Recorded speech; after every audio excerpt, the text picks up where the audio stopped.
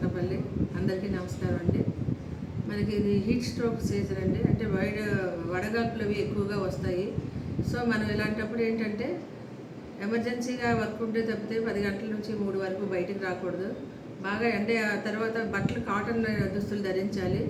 టోపీ కూడా పెట్టుకోవాలి. తర్వాత ఓఆర్ఎస్ గడిగడికి దాహం వేయకపోయినా సరే మనం వాటర్ గంటకి తాగుతుంటే మనకి డీహైడ్రేషన్ రాదు. తర్వాత మరీ ఏమైనా కళ్ళు తిరిగి పడిపోయి ఇలాగ అయితే కాస్త నీడలోకి వెళ్ళి అక్కడ మన హెల్త్ డిపార్ట్మెంట్ దగ్గర ఓఆర్ఎస్ ప్యాకెట్స్ ఉంటాయి, అది తాగాలి. తర్వాత మేము పిఎస్సిలో డాక్టర్స్ అందరికీ చెప్పాము. ఒక 2 బెడ్స్ సెపరేట్గా దానికోసమే పెట్టారు. ఏమైనా ఇలాగ వడగాల్పుల వల్ల జరిగిన ఎవరికైనా ఇలాగా పడిపోతే కళ్ళు తిరిగి వెంటనే తీసుకొస్తారు.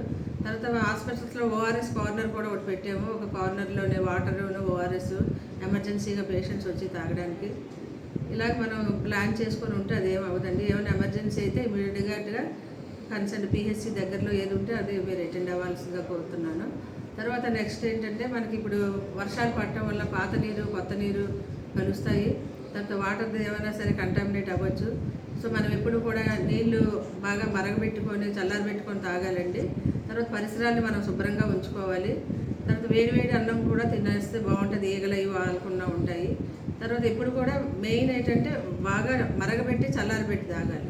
ఇలాగ వాటర్ కంటామినేటెడ్ అయితే మాత్రం మనకి వాంతులు విరోచనాలు టైఫాయిడ్ ఫీవర్స్ ఇవన్నీ వస్తాయండి. తర్వాత వైరల్ ఫీవర్స్ కూడా వస్తాయి. సో మనం కొన్ని జాగ్రత్తలు తీసుకుంటే మనకి దీనికి భయపడాల్సిన అవసరం లేదు. ఏమైనా ఎమర్జెన్సీ అయితే దగ్గరలో ఉన్న పిహెచ్సిని కానీ విలేజ్ హెల్త్ సెంటర్స్ ఉంటాయి, వాళ్ళని కూడా సంప్రదించవచ్చండి. Thank you.